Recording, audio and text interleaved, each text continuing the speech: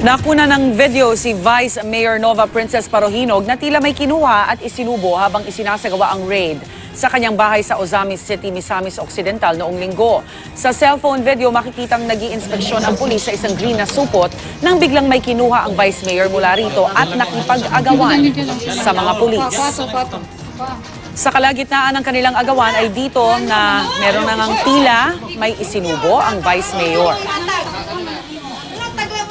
Hindi pa malinaw kung ano ang sinubo niya. Ilang sandali lang ay may nakuhang puting bagay mula sa kanyang kamay. Dito na siya pinosasan. May panawagan naman ang vice-alkalde sa Pangulo. Kung walang irregularity, hindi na dapat tinanggal ang hardness ng mga CCTV namin. Wala pong napaputok from our end. I am asking President Duterte to investigate this and Senate of the Philippines.